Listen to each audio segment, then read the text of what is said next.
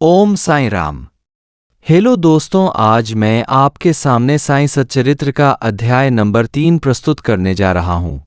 यह कार्य मैं श्री साईं की प्रेरणा से ही कर रहा हूं और उन्हीं को समर्पित करता हूं। तो चलिए शुरू करते हैं। अध्याय 3।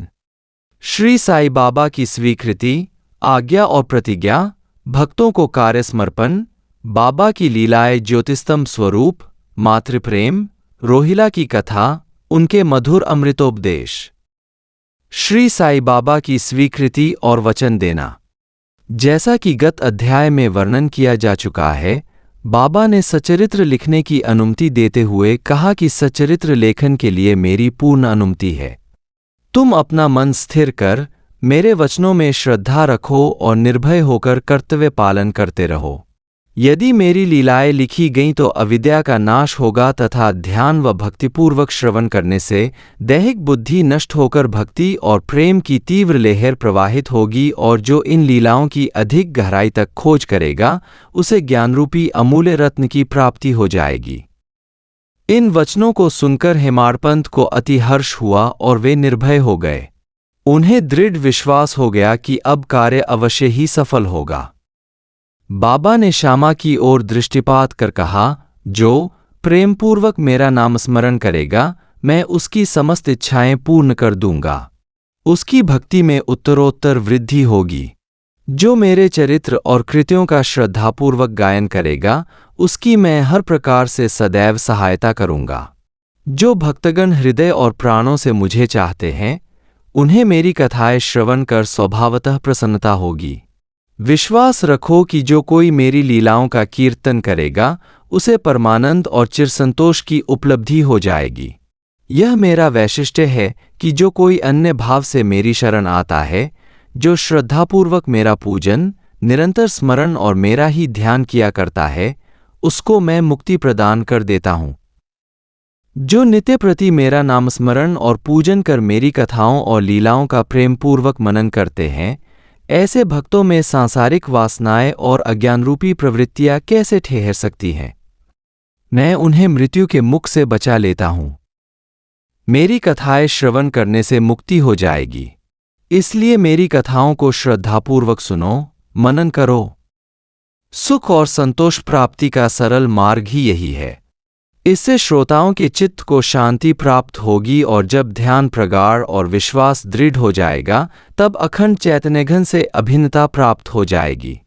केवल साई साई के उच्चारण मात्र से ही उनके समस्त पाप नष्ट हो जाएंगे। भिन्न भिन्न कार्यों की भक्तों को प्रेरणा।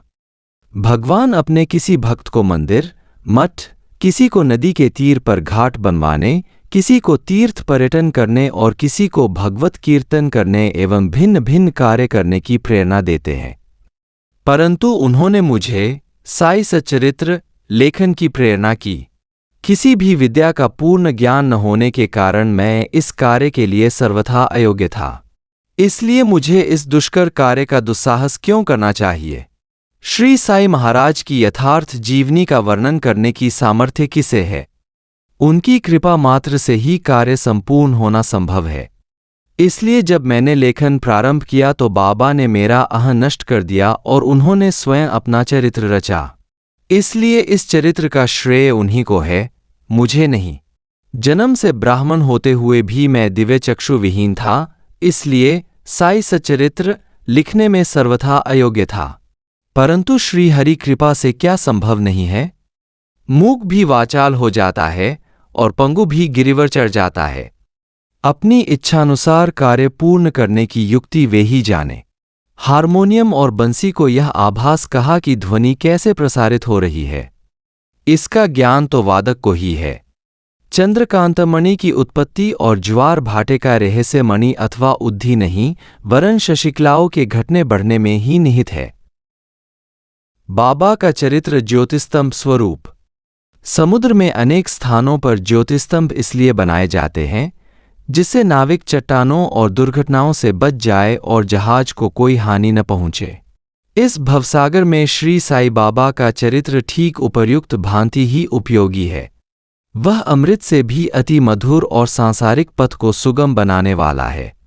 जब वह कानों के द्वारा हृदय में प्रवेश करता है तब दैहिक बुद्धि नष्ट हो जाती है और हृदय में एकत्रित करने से समस्त कुशंकाएं लोप हो जाती हैं। अहंकार का विनाश हो जाता है तथा बौद्धिक आवरण लुप्त होकर ज्ञान प्रकट हो जाता है। बाबा की विशुद्ध कीर्ति का वर्णन निष्ठापूर्वक श्रवण करने से भक्तों के पाप नष्ट होंगे, इसलिए यह मोक्ष प्राप्ति का भी सरल साधन है। सत्ययुग में शम तथा दम, त्रेता में त्याग, द्वापर में पूजन और कलयुग में भगवत कीर्तन ही मोक्ष का साधन है। यह अंतिम साधन चारों वर्णों के लोगों को साध्य भी है। अन्य साधन योग, त्याग, ध्यान, धारणा आदि आचरण करने में कठिन है, परंतु चरित्र तथा हरि कीर्तन का श्रवण तो अत्यंत ही सुलभ है। केवल उन पर ध्यान देने की ही आवश्यकता है। कथा श्रवण और कीर्तन से इंद्रियों की स्वाभाविक विषयासक्ति नष्ट हो जाती है और भक्त वासनारहित होकर आत्मसाक्षात्कार की ओर अग्रसर हो जाता है। इसी फल को प्रदान करने के हेतु उन्होंने सच्चरित्र की रचना कराई। भक्तगण अब सरलतापूर्वक चरित्र का अवलोकन करें और साथ ही उनके मनोहर स्वरूप का ध्यान कर गुरु और भगवत भक्ति के अधिकारी बने तथा निष्काम होकर आत्मसाक्षात्कार को प्राप्त हों। साई सच्चरित्र का सफलतापूर्वक संपूर्ण होना, यह साई महिमा ही समझें, हमें तो केवल एक निमित्त मात्र ही बनाया गया है। मातृप्रेम। गाय का अपने बछड़े पर प्रेम सर्वविदित ही है। उसके स्तन सदैव दुग्ध से पूर्ण रहते हैं और जब भूखा बछड़ा स्तन की ओर दौड़कर आता है तो दुग्ध की धारा स्वतः प्रवाहित होने लगती है। उसी प्रकार माता भी अपने बच्चे की आवश्यकता का पहले से ही ध्यान रखती है और ठीक समय पर स्तनपान कराती है। वह बालक का श्रृंगार उत्तम ढंग से करती है, परंतु बालक को इसका कोई भान ही नहीं होता। बालक के सुंदर श्रृंगारादि को देखकर माता के हर्ष का पारावार नहीं रहता। माता का प्रेम विचित्र, असाधारण और निस्वार्थ है, जिसकी कोई उपमा नहीं है। ठीक इसी प्रकार सद्गुरु का प्रेम अपने शिष्य पर होता है। ऐसा ही प्रेम बाबा का मुझ पर था। उदाहरणार्थ वह निम्न प्रकार था। सन 1916 में मैंने नौकरी से अवकाश ग्रहण किया। जो पेंशन मुझे मिलती थी वह मेरे कुटुंब के निर्वाह के लिए अपर्याप्त थी। उसी वर्ष की गुरु पूर्णिमा के दिवस मैं अन्य भक्तों के साथ शिरडी गया। वहां अन्ना चिंचनीकर ने स्वतः ही मेरे लिए बाबा से इस प्रकार प्रार्थना की, इनके ऊपर कृपा करो। जो पेंशन इन्हें मिलती है वह निर्वाह योग्य नहीं है। कुटुंब में वृद्धि हो रही है।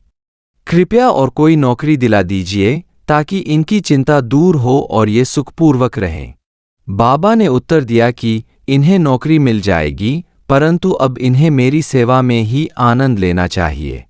इनकी इच्छाएं सदैव पूर्ण होंगी। इन्हें अपना ध्यान मेरी ओर आकर्षित कर अधार्मिक तथा दुष्टजनों की संगति से दूर रहना चाहिए।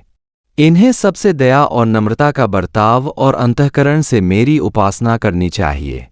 यदि ये इस प्रकार आचरण कर सकें तो नित्यानंद के अधिकारी हो जाएंगे। रोहिला की कथा। यह कथा श्री साई बाबा के समस्त प्राणियों पर समान प्रेम की सूचक है। एक समय रोहिला जाति का एक मनुष्य शिरडी में आया। वह ऊंचा, पूरा, सुदृढ़ एवं सुगठित शरीर का था। बाबा के प्रेम से मुग्ध होकर वह शिरडी में ही रहने लगा। वह आठों प्रहर अपनी उच्च और कर्कश आवाज में कुरान शरीफ के कलमे पढ़ता और अल्लाहो अकबर के नारे लगाता था। शिरडी के अधिकांश लोग खेतों में दिन भर काम करने के पश्चात जब रात्रि में घर लौटते तो रोहिला की कर्कश पुकारें उनका स्वागत करती थीं। इस कारण उन्हें रात्रि में विश्राम न मिलता था, जिससे वे अधिक कष्ट और असुविधा का अनुभव करने लगे।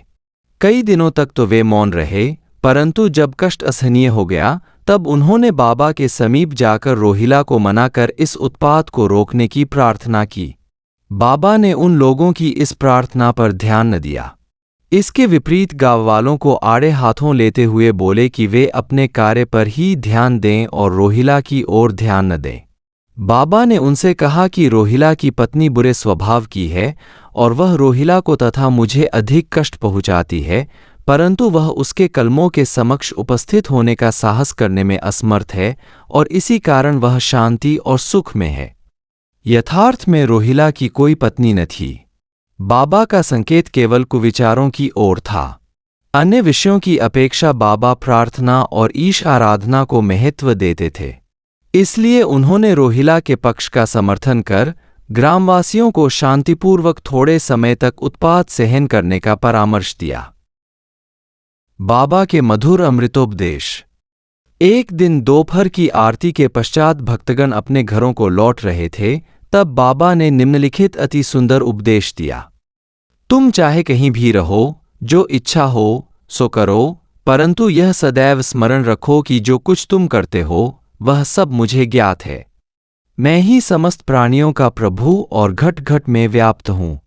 मेरे ही उदर में समस्त जड़ व चेतन प्राणी समाये हुए हैं।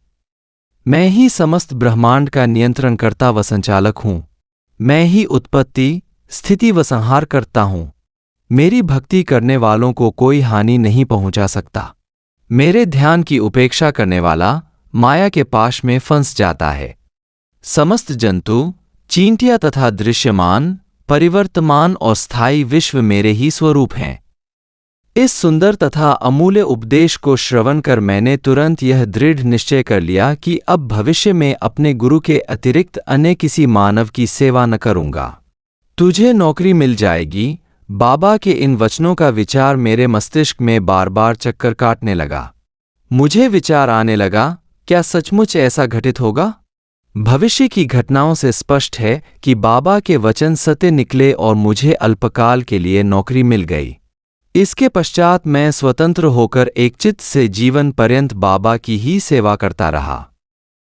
इस अध्याय को समाप्त करने से पूर्व मेरी पाठकों से विनम्र प्रार्थना है कि वे समस्त बाधाएं, जैसे आलस्य, निद्रा, मन की चंचलता व इंद्रिय आसक्ति दूर कर और एकचित्त हो अपना ध्यान बाबा की लीलाओं की ओर दें और स्वाभाविक प्रेम निर्माण कर भक्ति रहस्य को जानें तथा अन्य साधनाओं में व्यर्थ श्रमित न हों। उन्हें केवल एक ही सुगम उपाय का पालन करना चाहिए और वह है श्री साई लीलाओं का श्रवण। इससे उनका अज्ञान नष्ट होकर मोक्ष का द्वार खुल जाएगा। जिस प्रकार अनेक स्थानों में भ्रमण करते हुए भी लोभी पुरुष अपने गड़े हुए धन के लिए सतत चिंतित रहता है, उसी प्रकार श्री साई को अपने हृदय में धारण करो। अगले अध्याय में श्री साई बाबा के शिरडी आगमन का वर्णन होगा।